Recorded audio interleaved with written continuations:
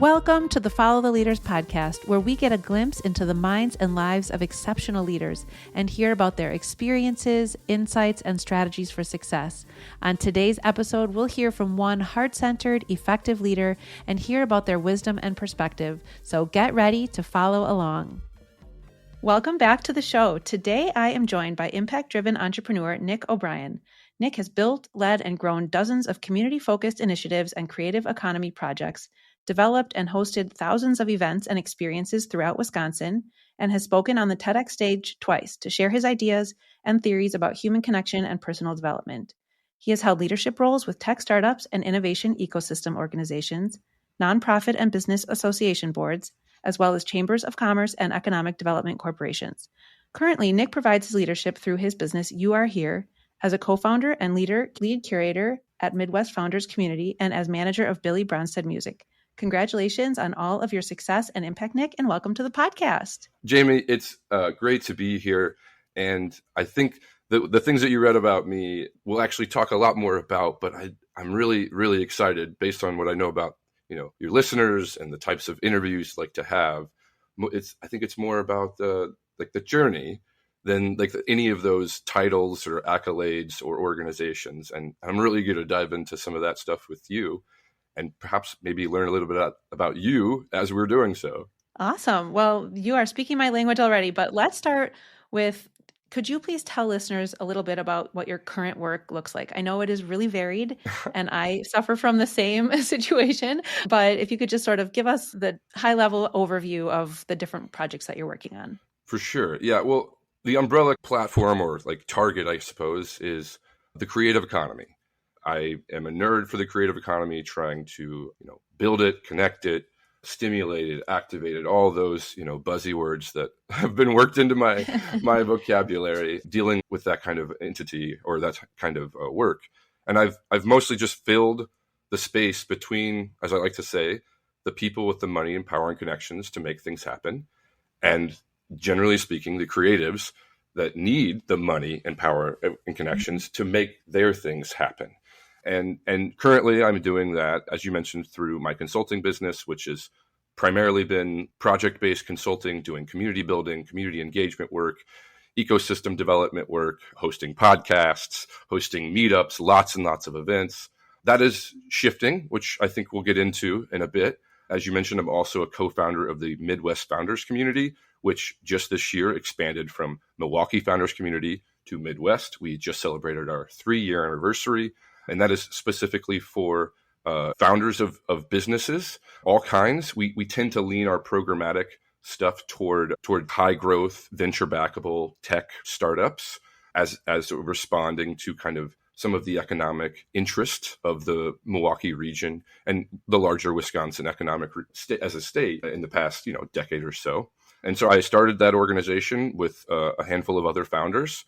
And now we're blossoming it up around the Midwest and looking to partner with other founder-led founder organizations, filling the gap as a resource provider directly to entrepreneurs, as entrepreneurs ourselves, not necessarily as subject matter experts or business consultants or whatever it may be. Nothing there's wrong with that, but we have a lot of that, and it's not so easy to navigate. And so we want to be basically a founder's best friend.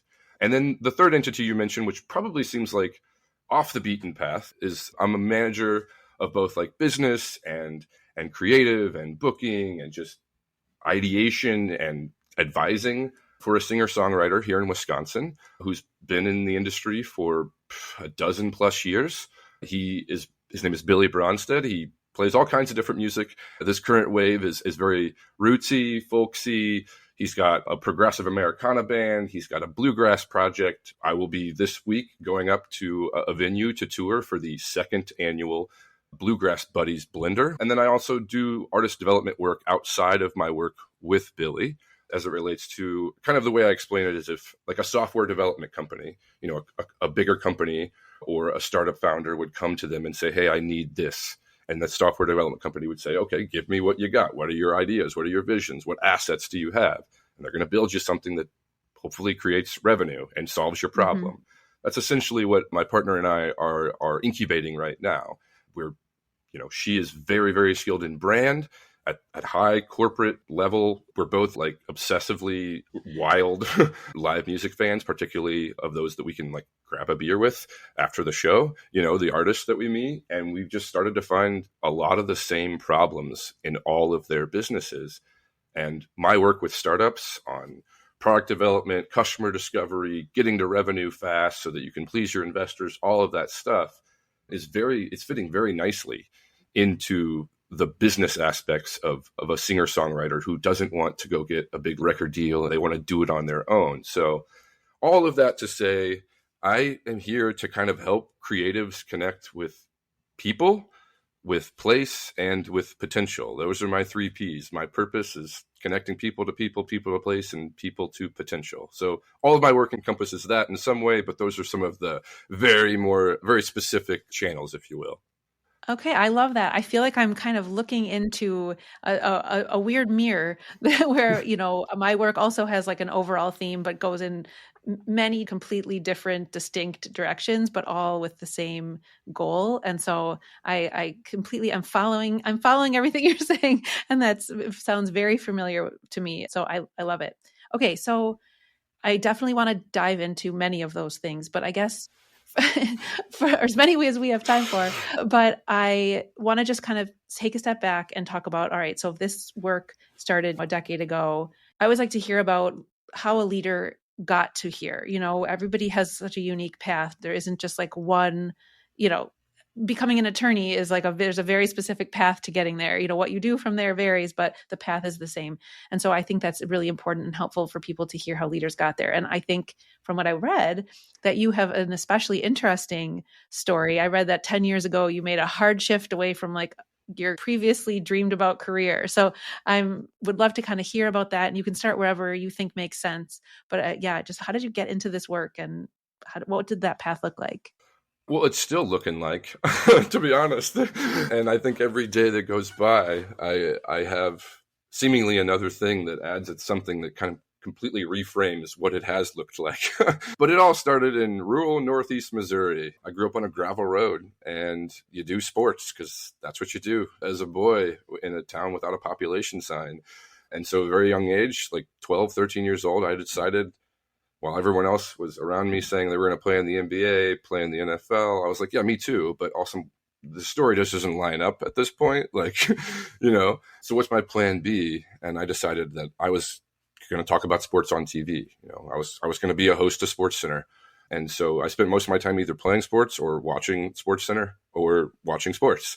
And I got really good at talking about sports. And at 16, 17, I think it was, I decided not to play high school football. And I literally did my first entrepreneurial endeavor, did not know that at the time.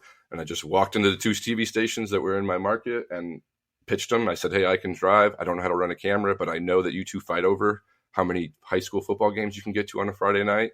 I'm a body. I don't even have to pay me. Like, put me to work. And so I started basically shooting high school football highlights when it was still linear tape to tape, editing and things like that. And they paid me $20 and some pizza, it was awesome. I went to college, played college basketball, and then was hosting radio shows for professional TV and radio stations while talking about teams that I was currently playing against, in the conference that I played against. And so I was just living my dream, I was in Quincy, Illinois, high school sports, college sports, pro sports, just getting the run of the gamut and learning a lot.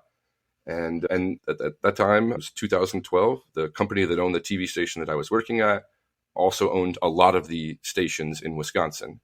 And so in a matter of it was 12 days or something like that, my life just changed. I moved 8 hours away from everybody I'd ever met in my life to a state I had literally never stepped foot in, to Wausau, Wisconsin, to be a Packers beat reporter and a weekend sports anchor on the ABC station in Wausau. And I did that for 2.5 years.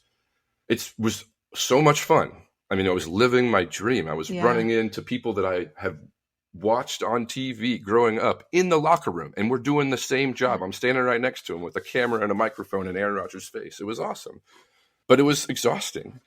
And it was not an economical way to live life, and the real story, the real boils down to was what changed my life. And why I was reluctant about the decision to go away from that career is when I got to Wausau, I was like, wow, I get to live here.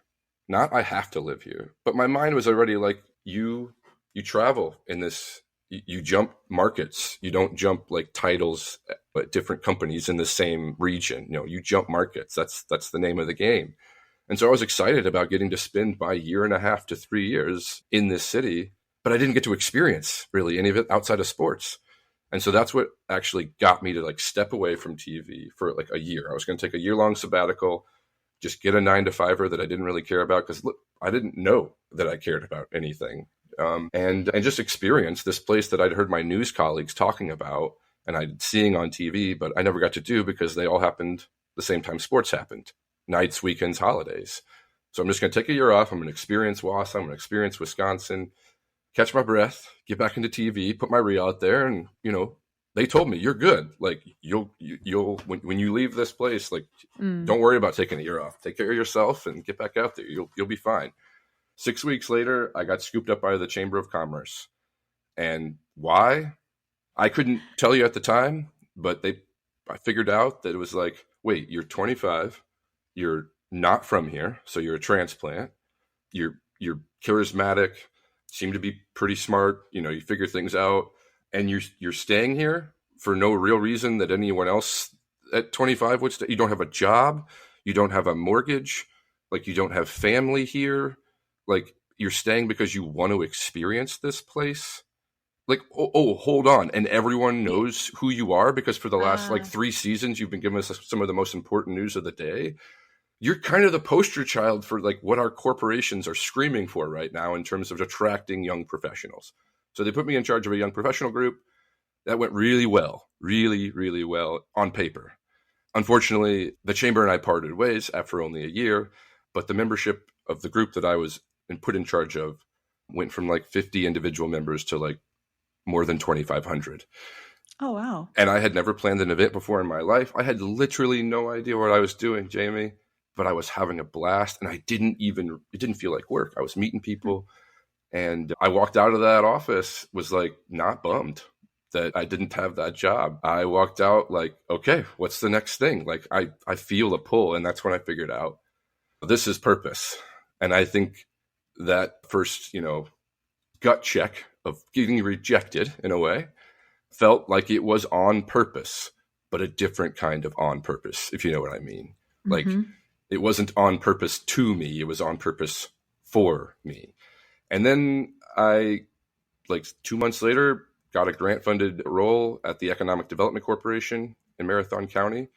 And that's when my work kind of spanned out from young professionals to the creative economy. I got a hold of some Richard Florida books, started reading about the rise of the creative class, started to see the assets that, a small, rurally urban city that's centrally located in a state and has all the essentials of that state. I always used to say that, like, if you were to take a snapshot of the state of Wisconsin and everything that could possibly represent had to be in that picture, but it couldn't be doctored. It'd have to actually be a picture of a place in Wisconsin. It would be like an overhead of Wausau because it's got this urban core. It's got all this outdoor recreation. It's got the city life, but you can drive, 10 minutes from downtown and be around like 4,000 people at a concert on the square and drive 10 minutes and you can't hear anything. It's like silence. And that's what I always used to say. So I was basically a spokesperson for Wausau, for creatives, for musicians, for ideators, for people who are not looking for a place to fit in, but looking for a place to like belong because they cared about something and they were hoping to build a better place, And so that started all of this like social impact, creative entrepreneurship, where basically I worked for people for free, essentially, like kind of a walking accelerator, a walking like incubator, if you will, for creative projects. And then after a year of doing that with the Economic Development Corporation, I'll be damned if I wasn't rejected again. And it felt very similar, but this time it hit me a little harder because it was a little bit of a juxtaposition. I was fired from a grant-funded position. And then 2 weeks later, I was named Person of the Year in the city. And so I was like, well, this is weird. Seems like there's value to what I'm doing, but maybe not who I've been doing it for. And that's when I started my consulting company. in 2017. And from then on, it's just been like I moved from Wausau to Eau Claire, ended up starting Startup Eau Claire Week there, got really into startup entrepreneurship, started reading a lot of Brad Feld's material about the Boulder thesis and startup communities, worked for an exited startup founder out of Eau Claire who hired me to build like a tech incubator space and co-working space for entrepreneurs. Cool. Then I moved to Milwaukee and I just consumed a bunch. And then I got hired to be the director of innovation and engagement for a project in the Sheboygan County economic region. They were endeavoring to develop literal innovation districts. So they had torn down a bunch of buildings and they were going to build a new neighborhood specifically for corporate innovation, startup innovation, tech innovation, all this type of stuff. And they hired me to basically build the software component of that, not the tech software, but like we call things soft skills, that kind of software, right? The people, the programming, the partnerships, the culture. Got it. What's the engine inside that we can't see, we can't identify, but without it, it's just a neighborhood with buildings and glass windows, and that happened right before COVID. So that was an interesting time. I had never planned a virtual event in my life. I planned and hosted more than 100 virtual events between April 2020 and the end of that year. And then I started a tech company, basically taking the idea of starting a co-working space in a building and turning a city into a co-working space. That was called Workaround. It went very well for the first 6 months. And then just a really poorly timed layer of circumstances, both professionally and personally, which ended in a death of my immediate family while I was raising venture capital and had LOIs and was about to do this thing, and ended up, spending about 6 months just kind of being a rock for my family. Came back out of that in 2022, got right back into the consulting stuff. That's when the Milwaukee founders community was really blossoming, and picked up a lot of stuff doing research for ecosystems, not necessarily the events and doing the building and the connecting, but observing it and drawing insights from it, explaining the inputs, the outputs, the outcomes, the systematic look at both ecosystems and communities. And so that's kind of where we're at now. There's been a whole lot of other branches to the big trunk that I kind of took you up and down there. But yeah, that's kind of all encompassing. And I think I said in the intro that you read, I have a never ending appetite for human connection, learning about people and helping them achieve their dreams, especially when I know that they have some sort of personal experience with the problem that they're trying to solve or the joy that they're trying to bring through this work. It's not about the project. It's not about the bottom line. In fact, here's a good way to all encompass this. I recently discovered, with the help of a coach, that I actually get more fulfillment out of building something with people and it not working the way we thought it was going to work than I do building something alone and it working far better than I could have imagined. What you said at the end, it's interesting. So my work has brought me in contact with a lot of different teachers and trainers and gotten to learn from people along the way. And one of my first yoga teacher trainers, I have a kids yoga company. And one of the trainings that I went to was led by a woman. And she explained to us that there are so many different forms of currency in the world. And money is certainly one valuable form of currency, that when you can do something and make money, that can feel like an even balanced energy exchange. But there are so many other types of currency that lead to your feeling fulfilled. And this was an even energy exchange. And how she explained that you could do a job and make $5 less than you thought you should make. And that can feel really icky to you, but you could do the exact same job that you chose to donate to a company or to a program or to an organization, and you can make no money and you can feel wow, that was such a good experience. And so that really opened my mind to there are so many different forms of currency and so much does come from that collaboration. And so I'm sure we could do a whole podcast episode just on that topic. But okay, I have a rabbit hole question for you. So when you were talking about the sports, I always think one of our career steps always leads to the next, especially here in entrepreneurship. it all does end up connecting, even when it seems like it's all so different. And I'm wondering if some of your work as a music producer and promoter and all of that, if that like audio component came from your sports anchoring, like you just learning about the tech and the piece of that. I'm curious if there's a connection there for you. Oh, 100%. I was actually just talking about this with the same coach I just mentioned, that this has been probably a solid year since I've done anything like performative myself. Like I've been helping other people be performative, but every aspect of something that me putting something out into the world, whether it be, I hosted a podcast for like 60 or 70 episodes. I've been a meetup host, a TEDx speaker, an athlete on TV. Every juncture of my career up until this last year has had some sort of like performative creative output, right?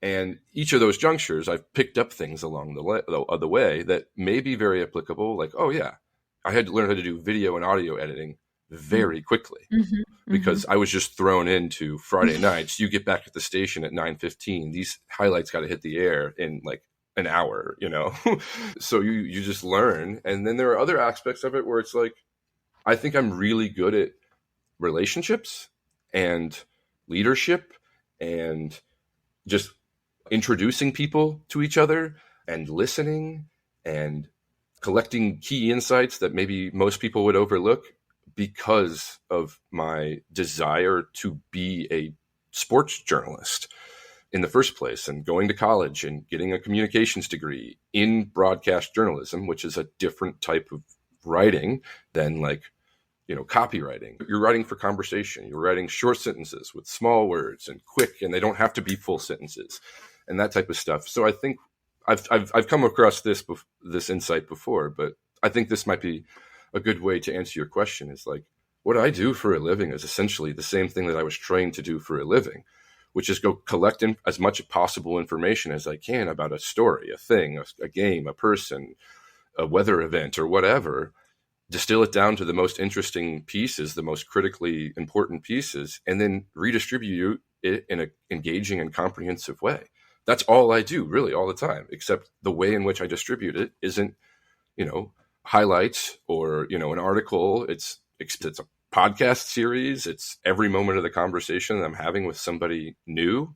I'm telling them information about people that they should know about or should meet. Like I'm kind of a walking kiosk, as what some founders in Milwaukee have referred to me as. Yeah. And I think the other piece that really I would hope that people, especially as they're beginning their entrepreneurship journey, or if they're unsure of what to do next, they're standing at a fork in the road, is to take away from your story. And it's something that I identify with so much, is that you had to throw a lot of noodles at the wall to get where you are now. And you still are. And some are going to stick beautifully and some are going to be, like you mentioned, they're not going to pan out the way that you want or that you hoped, and it is going to happen. And that those are not, yes, of course, the moment they feel like failures, but it's part of the process. It's just part of the process.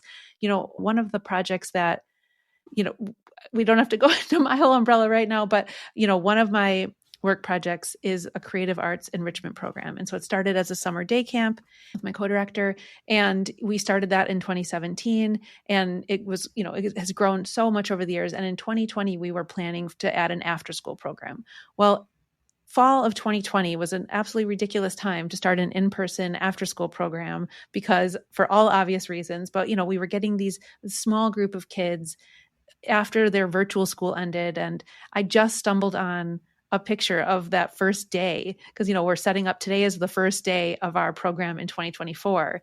And we just tried it. We were willing to just put all the work in and build the infrastructure and all that. And we were willing to try it. And we had, 9 kids a day max back in 2020. And we're opening our program this week and we have well over 100 kids that are enrolled in our program, in our sites. That's 4 years. So that noodle, that stuck. We didn't know that was going to stick. And we started our summer camp. We wanted 8 kids. We had 40 the first year. We have 400 a year now. So I think that's the message that I'm taking away from your story. It's like reinforcement of my firm belief that you do have it. To somebody outside of the entrepreneurship world, it can look, okay, like, what are you doing now? But within our field, there is so much value in just trying it. Some things are going to stick and explode and be huge sources of impact and revenue, and some are going to be interesting and you're going to learn, and they're not going to go anywhere. And that is not a failure. It is truly part of the process. So I'm curious if that lands for you. Yeah. Oh, absolutely. Like as soon as you said, like, I've had to throw a lot of noodles on the wall and not all of them have stuck. As soon as you said that, a metaphorical insight hit my brain. Would you mind if I tried it on with your audience? Go for it. Yeah, let's do it. So when I'm cooking noodles, you have the box of noodles, right? Like the spaghetti noodles. And this is before you're even like, proverbially throwing the noodle on the wall to see if it's ready to stick yet, right? Or ready to eat yet. But like, I almost think about our careers as like, okay, it's this pot of boiling water is our career, basically. It's what it could be, right? And all of the options that we have are like this box of noodles.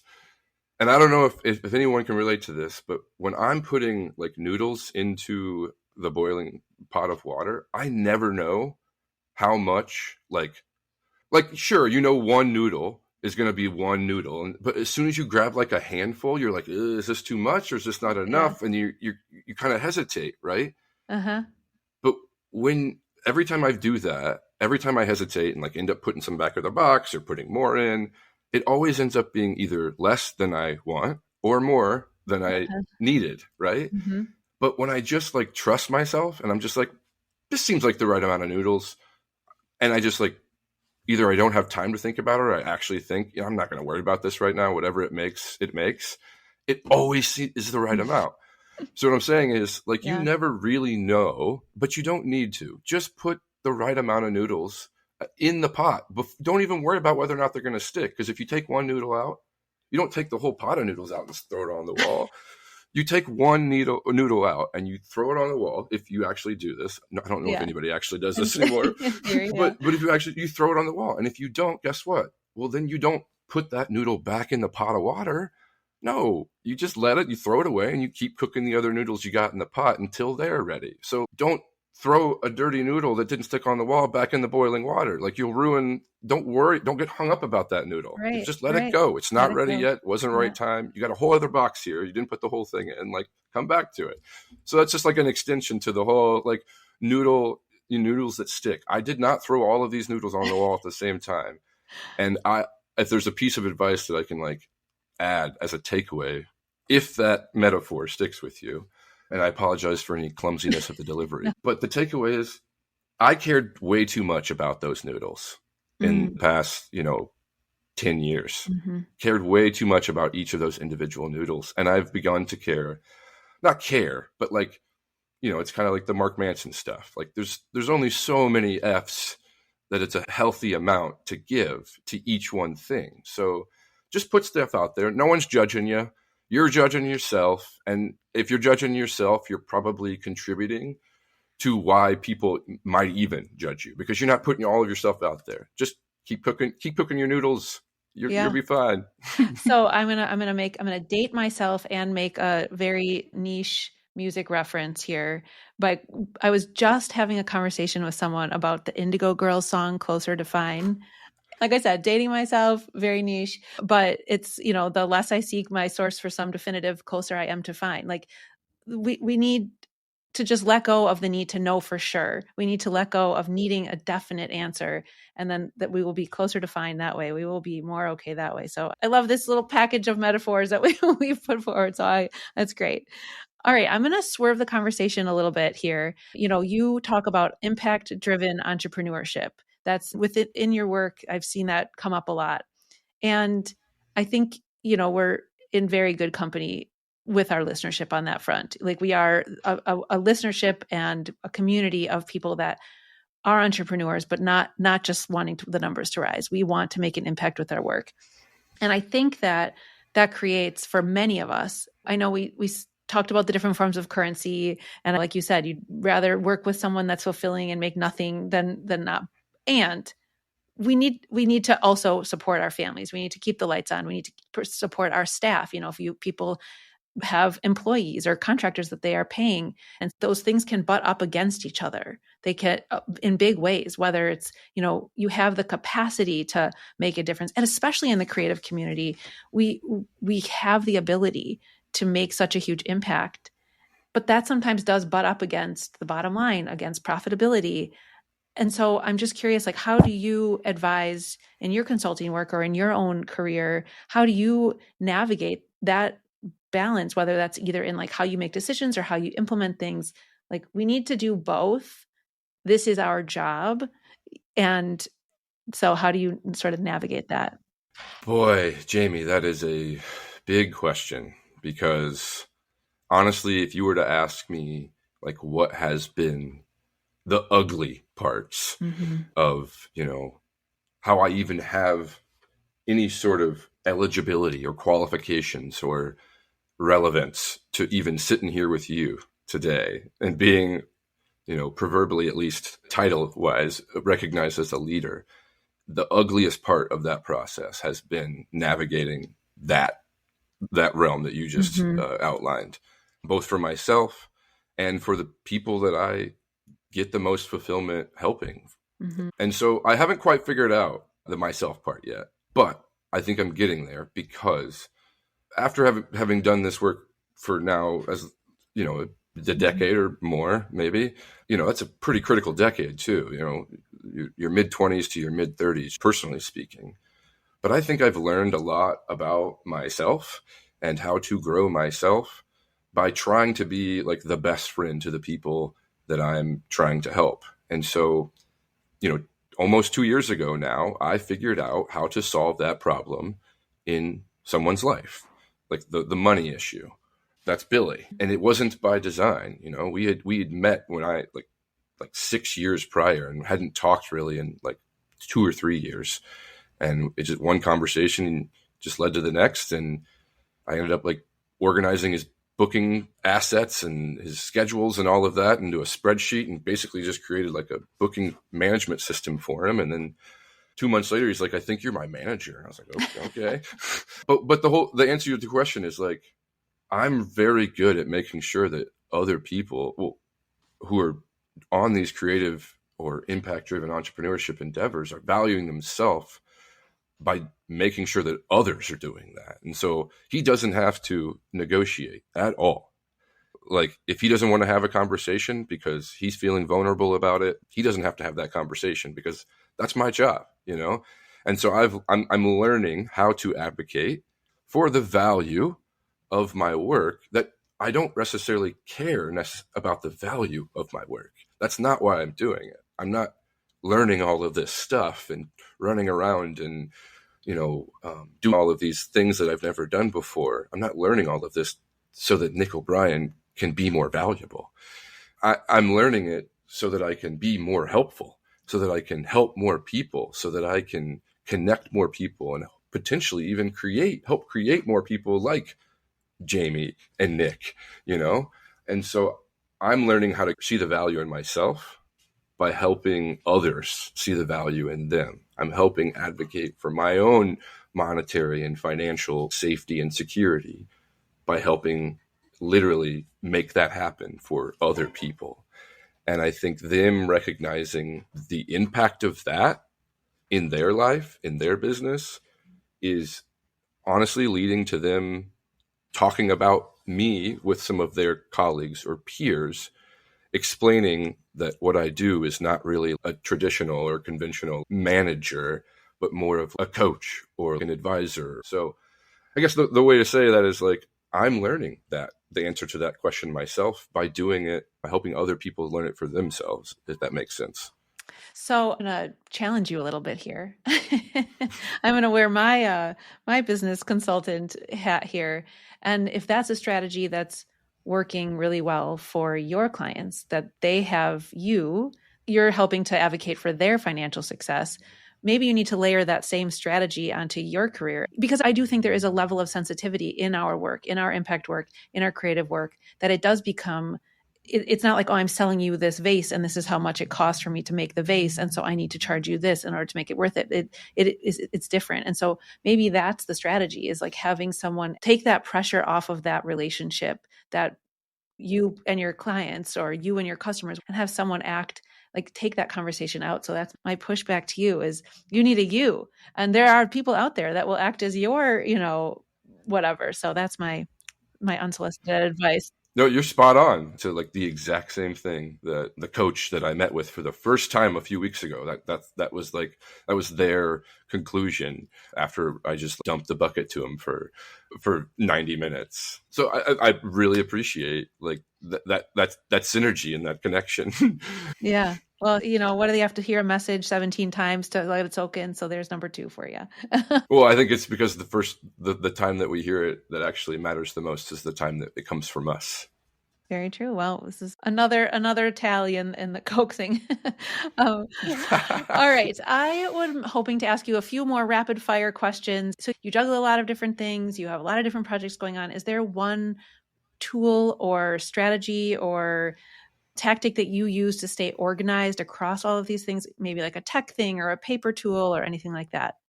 Yeah. Well, for all of you leaders out there that are like kind of neurotypical, this might not apply to you because for whatever reason, like neurotypical tools for me are effective, but only in spurts. I cannot like stay with them. I cannot stick with a calendar like blocking system. I cannot stick with to-do lists, like either written or whatever. So there's all kinds of different hacks, and Instagram is full of some of them. I'm sure your kids could tell you about some of the ones they find on TikTok. There you go. Yep.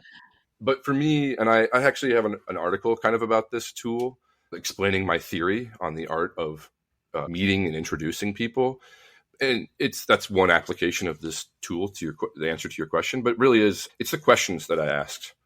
That's how I keep like information organized in my brain, and the brain takes care of the rest in terms of the prioritization. So I was trained as a journalist, and I was trained to deliver information just like every writer, every storyteller is. And there's 5 primary plot points of a story. And I have questions basically that have just been defaulted in my head for each of those plot points. So every time I'm taking in information about something, I'm taking it in as if someone is telling me a story about it because of the questions that I'm asking it. So people often ask me how I'm able to remember so much about someone and access it so quickly in a 30-second intro to somebody else that they've never met. And I haven't talked to this person in 6 months. How do you remember that? Like, can you just follow me around and like introduce me to everybody? Because you just like branded me in a moment. And I'm like, I don't know. But someone asked me to write an article about it. And so I did. And I figured out during that process that this is the way that I ask questions. It's like, I get you to tell me a story about yourself so that I can just repeat it in the way that I think is going to make the most sense to the person who's hearing it, which is journalism, Could you, when we're done recording, could you send me a link to that article, and I include that in the show notes? Okay, cool. We'll add that to the show notes. So if you could just send that over, I think people would be really curious to learn about it. I have one last question for you. My last question that I ask all my guests: if you had one day off, you could accomplish nothing. You could connect no people. You could write no stories. You could not make any bookings. You had to take a day completely off. What is one activity that you would do, and one place you'd go to get something to eat? And many of our listeners are in Wisconsin, so this will be an interesting one for us. Wow. Okay. So I'll explain to you why this question is tough, because you said I cannot connect people. Correct. This has to just be for your own enjoyment. Right, which tells me I have to be alone. I cannot see anybody else the rest of that day. Okay.